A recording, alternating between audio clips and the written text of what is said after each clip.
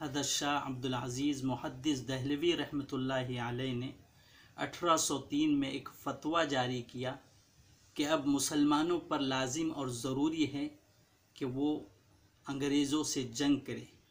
तमाम मुसलमान इस फतवे पर अमल करते हुए खड़े हो गए और जंग के लिए तैयार हो गए। 1824 में हज़रत शाह अब्दुल अज़ीज़ मुहद्दिस दहलवी का इंतकाल हो गया। उसके बाद उनके दो शागिर्द शाह इस्माइल शहीद और सैयद अहमद शहीद दोनों ने जो है कमान को संभाला, लेकिन बालाकोट की सरजमीन पर शहादत उनको मिली। 1831 और 34 के दरमियान ये वाक़या पेश आया कि दोनों शहीद हो गए। उसके बाद सादिकपुर के मौलाना इनायत अली और मौलाना विलायत अली ने इस कमान को संभाला और अंग्रेज़ों ने यह मामला किया कि जो भी अमीर बनता था उसको काले पानी की सज़ा देते थे। इन दोनों को भी काले पानी की सज़ा दी। उसके बाद मौलाना याह्या और मौलाना जाफ़र थानरेसी दोनों को भी काले पानी की सज़ा दी गई और काले पानी की सज़ा बड़ी सख्त हुआ करती थी कि बस खड़े रहो, झुक भी नहीं सकते, बैठ भी नहीं सकते। अगर झुकेंगे और बैठेंगे तो कीले बड़े बड़े वो जिस्म में चुभ जाते थे। खाने पीना एक दिन में एक मर्तबा दिया जाता था, वो भी मिट्टी मिला हुआ और लकड़ी का बुरा मिला हुआ। मौलाना जाफ़र थानरेसी 19 साल के बाद, जब जेल में गए तो जवान थे, जब जेल से निकले तो बूढ़े हो गए थे। उसके बाद उन्होंने 1857 में कमान संभाली। इधर मौलाना जाफ़र साहब और इधर हादी इमदादुल्लाह मुहाजिर मक्की साहब। अब 1857 में 30 उलमाए किराम ने एक फ़तवा जारी किया जिसमें ये लाजिम करार दिया गया कि मुसलमानों के ज़िम्मे जिहाद फ़र्ज़ है। अब वो अंग्रेज़ों के ख़िलाफ़ जंग लड़े। तमाम मुसलमान खड़े हो गए। उस वक्त जो मुसलमानों ने क़ुरबानियाँ पेश की है, तकरीबन 2 लाख मुसलमान शहीद हो गए, जिसमें 51,000 उलमाए किराम थे और 500 उलमाए किराम को फांसी दी गई। अंग्रेज़ों ने जब देखा कि मामला डगमगा रहा है और हमारी हुकूमत ख़तरे में है, तो सियासतदानों को उन्होंने कहा कि वो ज़रा मालूम करे कि हम कैसे इन पर हुकूमत अपनी बरकरार रख सकते हैं।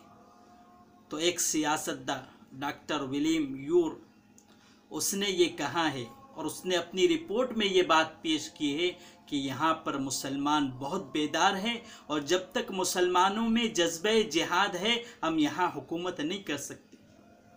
उसके बाद 1861 में इन अंग्रेज़ों ने 3 लाख कुरान करीम के नुस्खों को जला दिया और फिर उलमाए किराम को शहीद करना शुरू कर दिया।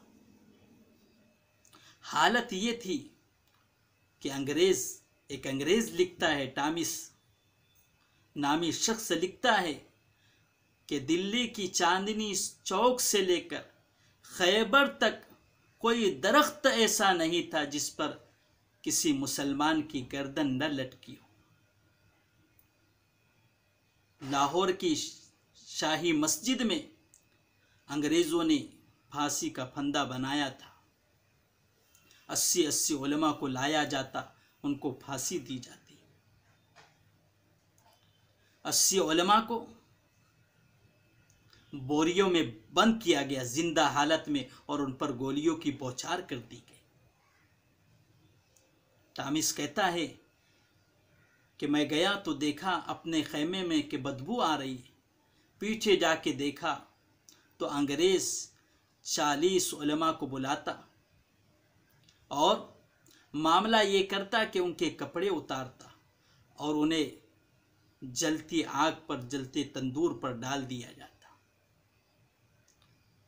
फिर वो 40 जलते तो और दूसरे 40 उलमा को बुलाता। इस तरीके से, इस खौफनाक अंदाज से अंग्रेज़ों ने उलमाए किराम को, मुसलमानों को शहीद किया है। तो याद रखिए, ये हमारे उलमा की कुर्बानियाँ हैं, ये हमारे मुसलमानों की कुर्बानियाँ हैं। तकरीबन 1864 से लेकर 1867 तक, ये 3 सालों में उन्होंने बहुत ही क़यामत बर्पा कर दी। चुन चुन के उलमा को और चुन चुन के मुसलमानों को मारा जाता था। इस तरीके से ये कारवा आगे बढ़ा। फिर शेखुल इस्लाम हज़रत हुसैन अहमद मदनी, शेखुल हिंद महमूद हसन, इसी तरीके से मौलाना अबुल कलाम आज़ाद, मौलाना उबैदुल्ला सिंधी ने ये कमान को संभाला। हज़रत हुसैन अहमद मदनी का वाक़या मौजूद है कि खिलाफत कॉन्फ्रेंस में जब उनकी सदारत में प्रोग्राम था, अंग्रेज़ों ने कह दिया कि अगर वो आएंगे तो हम उनको तोप से उड़ा देंगे। बाकायदा तोप रखी गई, लेकिन ये जवा मर्द आदमी मौलाना हुसैन अहमद मदनी था जो जाकर वहाँ तकरीर किए।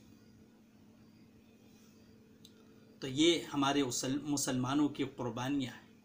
शेखुल हिंद को माल्टा की जेल में डाला गया। ऐसे बेशुमार अफराद है और बेशुमार उलमाए किराम है और मुसलमानों ने कुर्बानियाँ पेश की है जब ये मुल्क आज़ाद हुआ है। बहरहाल इख्तिसार के साथ मैं ये बात आपके सामने पेश कर रहा हूँ कि हमें कोशिश करनी चाहिए कि जो हमारे उलमा ने, मुसलमानों ने जो कुर्बानियाँ पेश की है, हम उसको याद रखें और हम अहले वतन को ये बतलाएं कि इस जंग आज़ादी में हम मुसलमानों ने, हम उलमाए किराम ने कितनी कुर्बानियाँ पेश की। आज भी अहले वतन और बिरादरान वतन एक समझदार तबका मौजूद है जो इस बात को समझता है।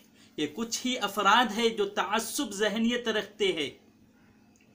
इसलिए अगर हमको जानकारी होगी, हम उनके सामने ये बात रख सकेंगे और हम मुसलमान हिंदुस्तान में चैन और सुकून के साथ ज़िंदगी गुजार सकेंगे और सर उठाकर जी सकेंगे और ये कह सकेंगे कि ये मुल्क हमारा है, कल भी हमारा था, आज भी हमारा है और क़यामत तक हमारा रहेगा। और हम इस मुल्क की तरक्की और कामयाबी में और इस मुल्क को संवारने और बनाने में और इस मुल्क को कामयाब करने में हमने हर वक्त, हर मौके पर, हर लम्हा फ़िक्र की है, कोशिश की है, मेहनत की है और इस मुल्क को हमने आगे बढ़ाया है। बहरहाल जो बातें बतलाई गई है, अल्लाह ताला हमको उसकी समझ की तौफीक नसीब फरमाए। आमीन या रब्बल आलमीन।